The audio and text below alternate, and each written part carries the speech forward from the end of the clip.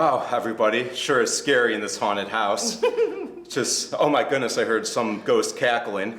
I just wish there was somebody protecting me, possibly a strong female comedian who has biceps of steel. What? That's me. Oh my God. It's me. I'm here. Who are you? Hi, I'm Kate. Kate, I'm Scott. It's a pleasure to meet you. Nice to meet you too, Scott. Welcome to my haunted house. It's a little scary. I'm not gonna lie. Oh no. I'll do my best. Well, your mantle is a little terrifying. Thanks. They come to live and kill people every once in a while, so you are in for a treat. Fingers crossed that I don't die. I hope so too. You tell me about yourself. I am originally from a really small town in Ohio called Milford. Shout out to the Eagles. There's 6,000 of us, and wow, that's how big is the school? Like 5? Yeah, there's I think their graduating class when I was there. I went to a different school than was in that district, but I think I want to say they graduated with 100, something like that. It's not a big town. I can't do that because everybody knows each other's business. Oh and yeah. Oh yeah. I'm sure the next door website is just the same person reposting. Well, you could never get away with skipping school or whatever because somebody's neighbor is gonna call and be like, hey, I see Daniel at home right now, and it's that's not the high school experience you want. But small town is amazing for a lot of other reasons. But yeah, I'm from there originally. Cool. I went to college in St. Louis, and then I've been to their arch. You have? Yep. Did you go up? I couldn't go up. I went up, but I was a youngin' at the time, so it was fun. It was kind of like a cramped elevator. Yeah, it's a pod. I think it gets stuck every once in a while. Yeah, all the time. Yeah. It's a pod, and it goes, and it's not like an elevator where it would go straight up like this. It obviously goes the shape of the arch. So you have to no, it's not. It was not for me. I never did it. All right, so it hangs to the left, that elevator. All right. Penis joke. Well done. Yeah, and so then I went to college there, and then after college I was like, I'm gonna go to LA, but I was too scared, so I went to San Diego for a little while, and then I was driving up here for auditions, which is insane. Don't do it. Yeah, it's a 2-hour drive, I want to say. At the time, with I would leave at 4 in the morning to try and beat traffic, and so I could do it in 2.5 hours. But then if I had a gig or something up here, and I didn't factor in there was one time it took me 6.5 hours to get from San Diego to LA because it was a weekend. Oh, gross. And I just didn't factor it in. I missed the gig because I was rolling in, and they're like, yeah, we're done. So yeah, but then I was like, I need to move to LA, which I did. Okay. And now I'm here. How long have you been out here then? Let's see, longer than 10 years. Oh, cool. I don't exactly, a long time. Do you call this place home then, since you've... Such a good question. I get asked this a lot. Because I'm from Chicago. I've been out here for maybe a little less than you. Yeah. And it never feels like home. It's different, but it's comfortable. I know where everything is. I don't know. Such a great way of saying it. Yeah, I think because everything changes here all the time. The coffee shop you liked 2 months ago could be out of business 2 months from then. You can't really get attached to places. Where I grew up, the exact same restaurants that have been there since I was a baby are still there. And so I think maybe this is your experience, but in the Midwest, because there's a permanence to some of the things in the businesses. There really is, yeah. Then it's easier for me to call it home because I'm oh, I know JB's Pizza is right there and will be when I get back. Whereas here you're what's the neighborhood? Where are we go? There's a what there? And then, so I mean... Because I remember my favorite adult bookstore turned into a Walgreens. Oh, what a shame. Kidding everybody out, too. Porn. He stars in it. Sorry. I don't know. I mean, does it feel because I guess someone asked me, this is the way it was asked me and it made sense. When you fly into LAX, do you feel okay, here we go? Or do you feel ooh, and I was oh, LAX is a portal to hell. I feel ooh, just to get out of LAX. And they were okay, well then when you get to LA where you're living, how do you feel? And I'm I'm not doing enough. I need to same here. Yeah. So that's why for me, I don't think it feels like home. But yeah, whenever I fly to LA from the Midwest, I just see these craters of death. The Rockies, I guess you call them. Yeah. And do you get nervous or do you get excited? I gotta get my shit together. Yeah. Every time it's just I'm reminded I'm not doing, and who is ever doing Foley enough? Nobody is. It's, I mean, to their own personal demons, really. Sure. Yeah, I agree with that. And also, our metric, I think you're helping me realize this right now. I think the metric in Los Angeles is you and I have probably hundreds of times crossed paths with huge billboard covering celebrities who are in the same industry we're in. You can't if I saw Jessica Chastain jogging a while ago, and by the way, holy crap, is she gorgeous in person? It's unfair. But I saw her and I was like, she was with a bodyguard, and I was like, that looks a lot like. Was the bodyguard jogging with her? Yeah. And I was like, that looks a lot like Jessica Chastain. Ha ha ha. And then I was like, I'm in Brentwood. That is 100% Jessica Chastain. Anyway, I think when you see that and it's so accessible, you're like, cool. She has like Academy Awards and SAG Awards, and she's on billboards, and you're like, oh, I'm not doing as much as she's doing to be there. So I think our metric is just off by being out here. Because I tell other people, like, oh, I went to another mic, I did this, I did that. And they're like, relax, that's a lot. And I'm like, it's not enough, it's not enough. Thank you, yes. Yeah, so I don't know if that's like been your experience too. Yeah, it's like, well, with the Jessica Chastain thing, it's like I would just be more jealous that she has better water pressure and electricity. And air conditioning. Air conditioning. Yeah, but God, yeah, it's so weird. We're in the same place, but we're all in different places. Yes, which is why it's hard to make it feel like home, because there's not. Your sense of community is usually centered around your business, your work, or whatever. And other people, like, they have a way to have a community outside of the business and the work. Yeah, they have balance. Yeah. We don't. I don't think, I mean, truly, because you have a 9 to 5, you also hit mics, like, almost every day. And you're doing I try to, but it's never enough. Right. I know someone was like, oh, I do 5 mics a night. Shut up. 5 mics a night? How do you... But also, like, what do you do for a job? Absolutely nothing. Yeah, your hours are free. Yeah, but even if I had that much free time, 5 mics a night, that feels... I don't know if I could do it. That's just burnout. Yes. Because how do you even grow, really? You don't! Yeah. Because are you going to listen? I mean, I guess you could listen in between sets. Like in New York, it makes sense to me. You're on the train, you don't have to drive, you can listen to your set and then do something else. Yeah. Not out here. Oh. I think that's the main reason it doesn't feel like home for me. What's the weirdest place you've done a mic at? Because I've done mics at like garages and just like places that they don't scream comedy. I have to be so careful how I answer this because you don't have to name names. This person will absolutely. He's not gonna watch this. The very, very, very first time I did this show called Sacrifice the Virgin, which is a horrible. It's a horrible show. It's the terrible concept. It is someone who's never done comedy before, and at the time, I didn't know that was ultimately what I wanted to do. So I was like, oh, he runs a theater, and he saw me doing improv, and he was like, hey, I have a show that you should come do. And I was like, okay, that sounds easy. And he's like, yeah, don't worry about the name. Just write 5 minutes of jokes. Write 5 minutes of jokes. I don't know anything about anything. And I'm but you know the name of the show at this point. I did, okay. But I'm not clocking it, right? And I was like, okay, I'll write 5 minutes. How do you don't know what that is? No. And so I drive up and I'm like, you drive into this catacombs and then you put on the cloak. And I would have rather that, actually. It's deep in the valley and I was so new to LA and I'm looking at the address. Oh, deeper. What's the, not Reseda, what's the one that's like, not Simi or Reseda, but it's like... Hell. Yeah, I was in Hell. Okay. Yes, and I get Silmar? Is that what? Silmar sounds right. That sounds right. It's kind of hellish. It's like deep valley. Ooh. Yeah, and so I get out and I was like, this is a human being's house. Okay, no problem. So I this is...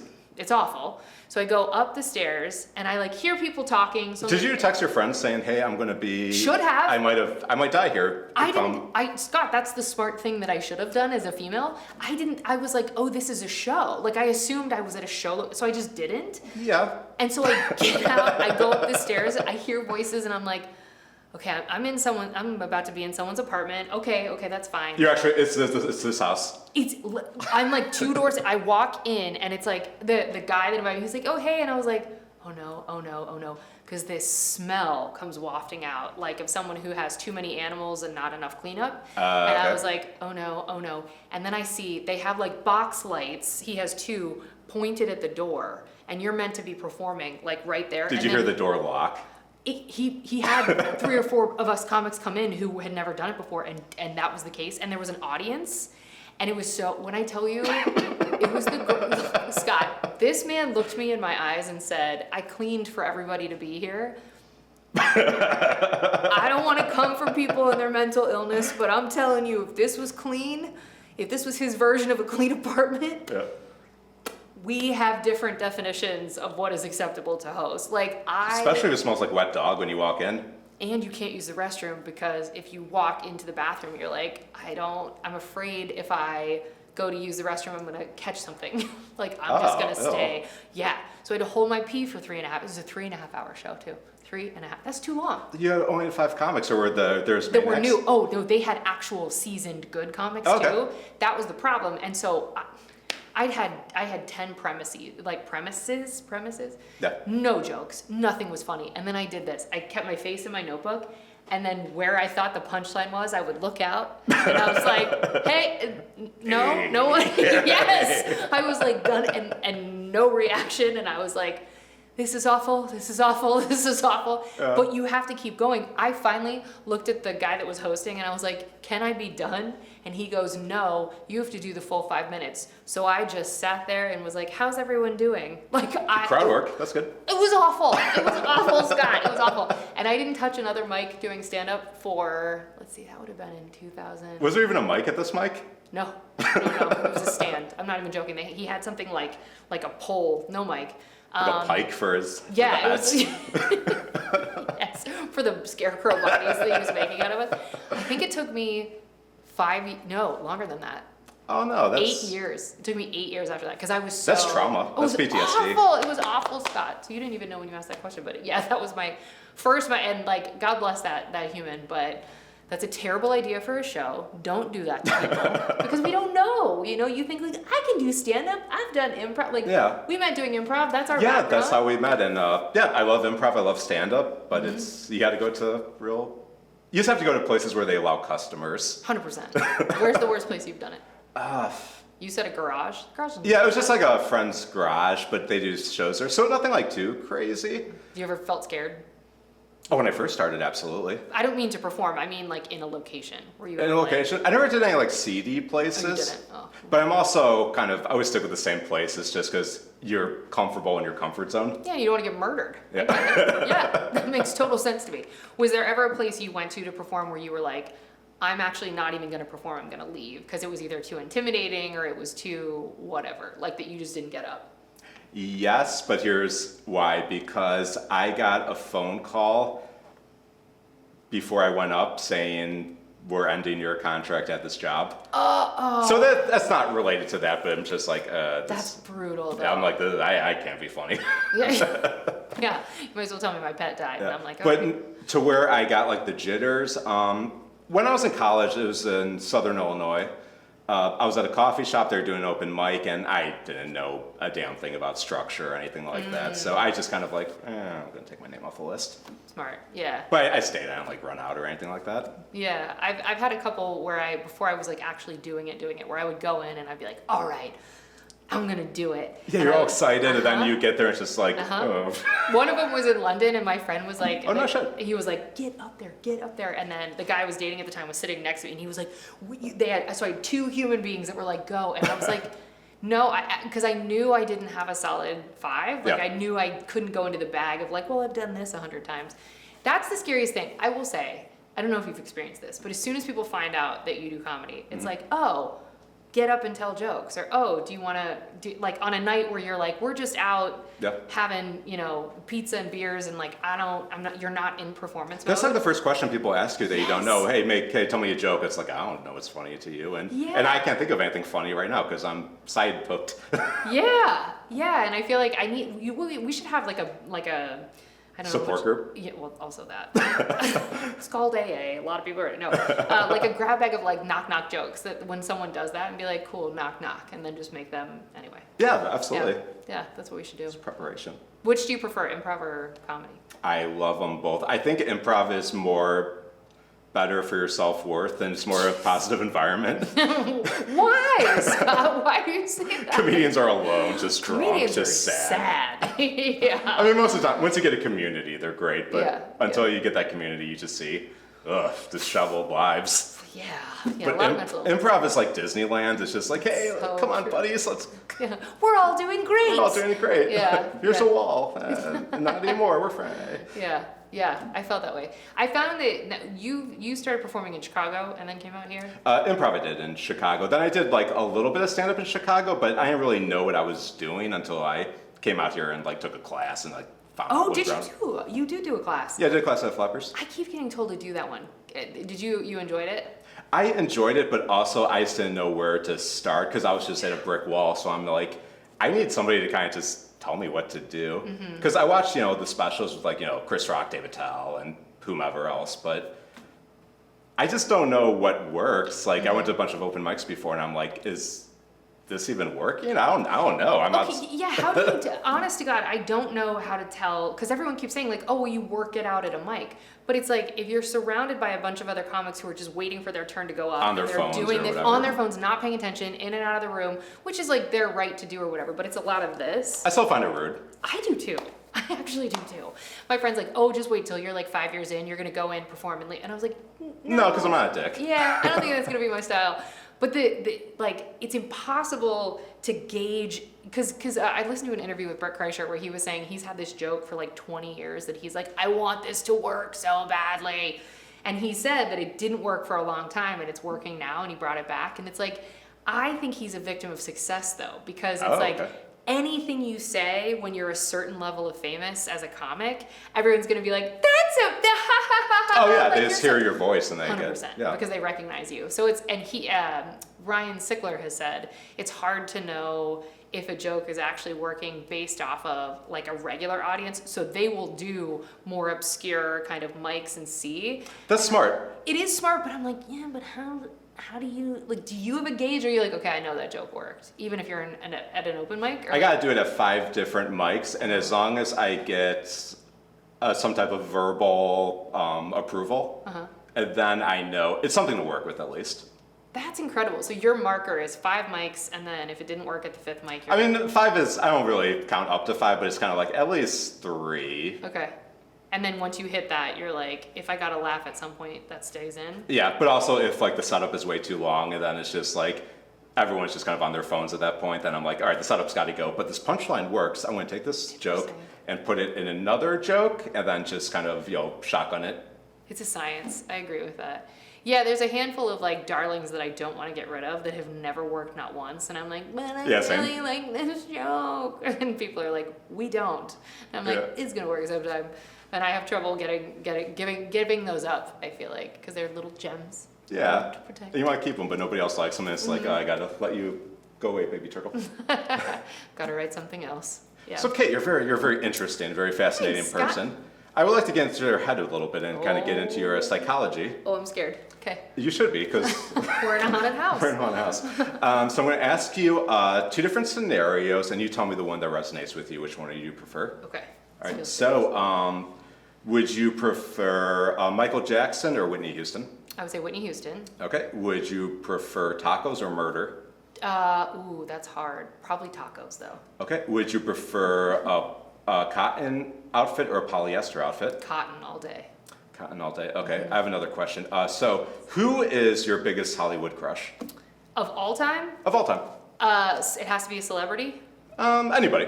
Anybody. Biggest Hollywood. Somebody we maybe that you would could know. recognize. Yeah. For a long time, it was Leonardo DiCaprio, but Okay. then after 16, I aged out of that. He didn't. I set you Zing. up. There it Bam. was. I was waiting. Boom. I'm trying to think of now. I can appreciate the work of the guy who stars in The Bear, and I can't. Oh, he's good. I like him. Yes. The guy whose name is very Russian. I'm bad at this because I can't think of his name, but he's my crush. The guy who plays his cousin, who runs the kitchen and does like the front of house. He used to be a screw up, and now he's like He's grown. performed. He's such a good actor, and I wish I could think of his name. I'm so sorry, I can't remember it. Let's go back to Leonardo DiCaprio just so we have a Okay. reference. Yeah, sorry. Okay. All right, so you have a chance to get with Leonardo DiCaprio, but Okay. here's the catch. Okay. He's dead, Oh. and you are in the morgue working, so you're the embalmer. You have a chance to get a kiss, Okay. and there's nobody around. Are you Okay. going to kiss the dead body? Without question. Yes. Okay. Absolutely. How Yeah. far would you be willing to go with this dead body? Just the kiss. I feel like everything else would be, because I need to know he's into it, and I don't think he could consent to the rest of the experience. What if, because when people die, they have muscle twitches. Yeah. So what if the muscles are twitching in a positive manner? Like a smile, like. I feel like I would still want the verbal yes. Okay. Yeah. Would you mess with a dead body? No, it's disgusting. Oh, you wouldn't even kiss it? maybe. Okay, who's your Hollywood crush? It used to be Scarlett Johansson, and then it turned into maybe Michelle Rodriguez. I don't know who I like anymore. Isn't that a weird? I felt that way when you asked that question. I was like, who gets? What does that say to me as a person? Like, I don't even know my preferences in life anymore. LA beat it out of you. You're like, I don't like anyone. Somebody with a pulse that wants to give me a hug. Yeah, I guess. You wouldn't smooch a dead body? You would. What if Michelle Rodriguez was dead in front of you? Did I kill her? No. Okay. Yeah. Yeah. I mean, Wait, if you killed her, would you not kiss her? No, I think that's. A long time to answer. Well, that's. I mean, that's like Ted Bundy. That's like. Oh, would he like do stuff to them after they were dead? I'm not sure. I think so. Jeffrey Dahmer did. Oh, he ate them. Would you eat a dead body? Would I eat a dead body? Yeah. You're very hungry. I'm very hungry. Yeah. Is it like? You're not on Mount Everest though. That's exactly what I was going to ask. Yeah. Good. So not a group think. So you're not, but would you eat it? I have no access. You can cook it. You can cook it. You have no access to other food. Okay. And you don't know for how long. All right. And I don't know whose dead body is. No, you know him. It's a friend. I don't want to hurt I don't want to eat my friend. Friend's already dead. You might be next because you're very hungry. Yeah, I think I would just maybe snack on a leg or a thigh. Nibble on some knees. Nibble on some knees. Okay. Sorry, you were in the middle of questions. My bad. I interrupted. I like your questions. Thank you. It's backfire. So here's another question. Okay. You will get $1 million. Done. What do I have to do? All right. I'm very poor. But for the next 5 years, it's going to be rough. Okay. Because every month you're going to poop your pants in public. Okay. You don't know when it's going to happen. Okay. But that's it. Okay, so I'm committing to You'll know. once a month or once a week, or how often am I? We'll say once a month. Okay, once a month I'm crapping my It could pants. be anywhere, and you'll never know when it happens. Okay. So you could be at the grocery store, you could be at a wedding, Good Lord. you could be Okay. at your wedding, you could be at a funeral. But that's once a month. Once a month. So that would be 12 times in the year. Mm-hmm. That's 60 times total for 5 years. I'm good at math. Okay, so 60 times of crapping my pants. Yeah. And I'm a guaranteed tax-free $1 million at the end of the 60 experiences. 5% will be taken out for me because I'm the one who You're set my you broker. up. Because I'm your broker. No, no taxes. No taxes. So I'm getting the $1 million. Yeah. Yeah, I'm doing it. I'm doing it. You are? Yeah. Okay, how about this? Let's up the ante a bit. Let's say $7 million once a week.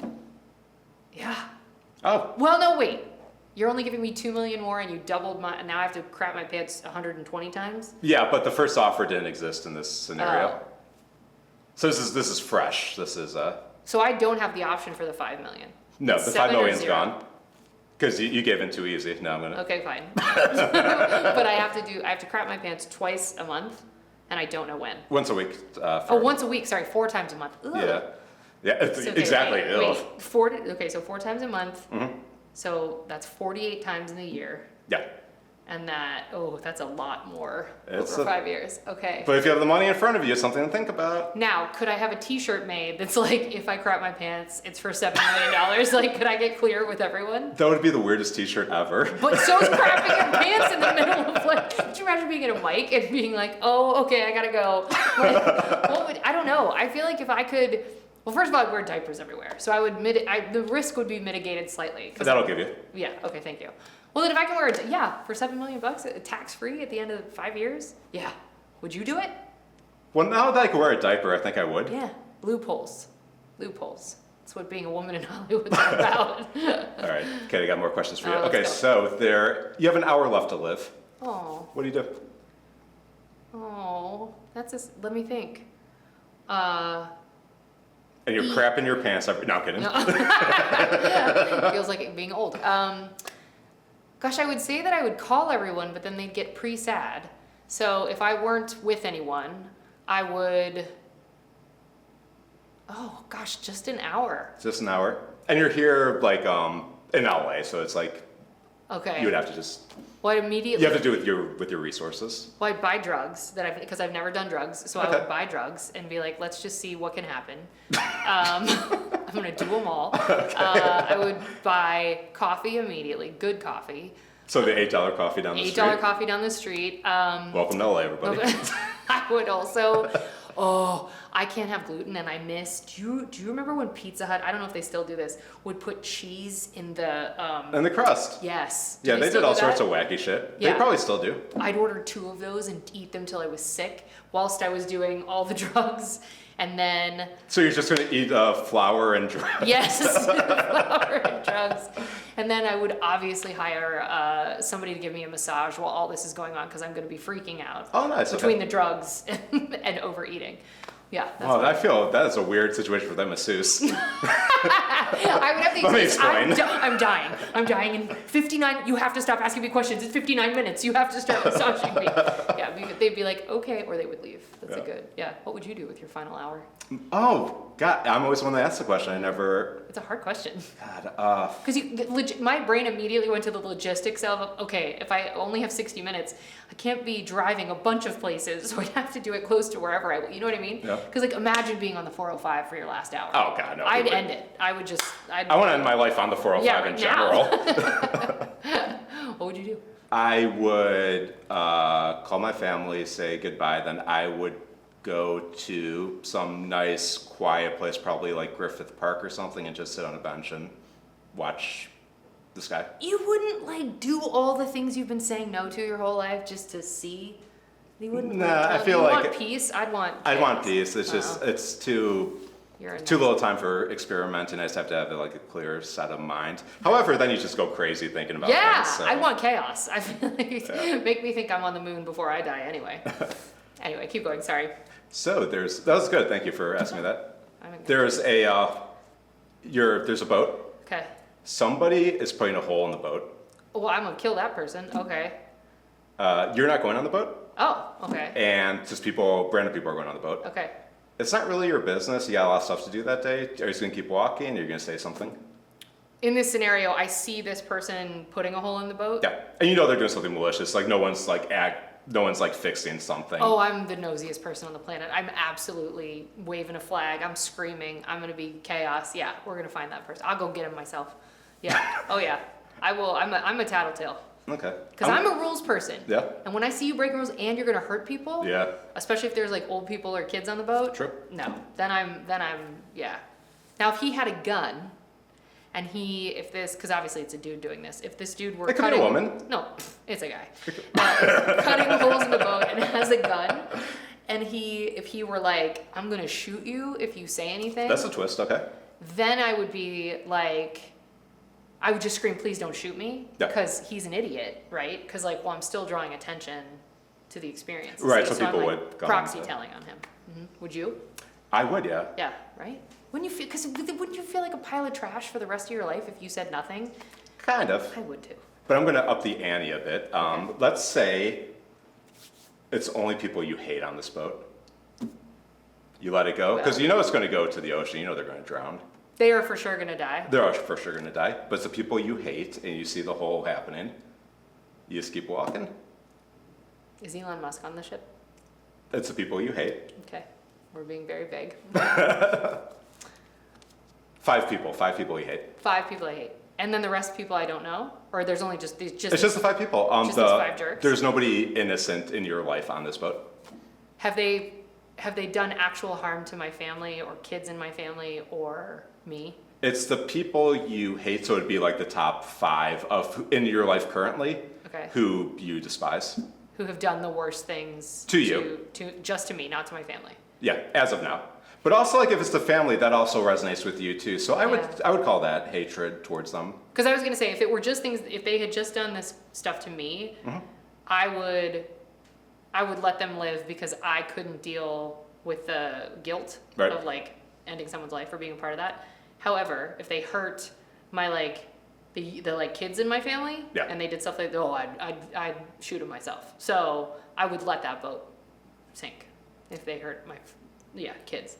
Don't hurt kids. Kate Gaffney, you have an edge to you. You're edge. I'm mean. You're a dangerous woman. Don't hurt kids. It's so easy. Don't hurt kids. And then I won't drown you in a boat. I want that on a t-shirt. Don't hurt kids. Would you? Would you if it's the 5 people you hate the most in the world? I would let them die. You would? Maybe. You wouldn't even think about it. I would think about it, but it's like not very long. Yeah. Woo! Okay, I'm over that. It's like, well, that's what's on TV. Fair. And I was thinking, since we're in a haunted house, how would you like to raise the dead with me? Well, I only know Ouija boards or seances. Oh, just so happens. What? What is this? Look at this. I found this Ouija board. Look at this. It was missing a letter, and he fixed it. The ghost fixed it. I'm so sorry. The ghost fixed it. Okay, so put your hands on the other side of my deodorant lid. Okay. All right, let's ask a scary question to the ghost. There we go. Okay. Go. Who are you? Okay. Ooh. Okay. Oh well, my God! It just says Kate will It die. landed on Kate will die. That's just a fact. At some point, I will no longer be here. Okay. Hopefully, it's not soon. Am I gonna die soon? Let's see. Will you die soon? Oh, that's disappointing. Oh, it landed on yes. This Ouija board is rigged. No, This is no. rigged. This is Alright, fine. this is made from. This is made from ancient Indian burial ground blood. Okay. Well then, I'm gonna ask it about you. Okay. Is Scott gonna die soon? No.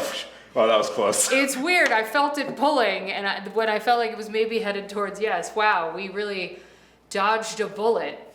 I dodged a bullet. Kate doesn't have much time left. No, I'm about to die. So, Kate, you only have an hour left to live. Okay. But thank you for being on Spooky Time with Spooky Town Kate with and Scott. Scott. Yeah. And yeah, until then, boo. Thanks for having me on. Bye, everybody.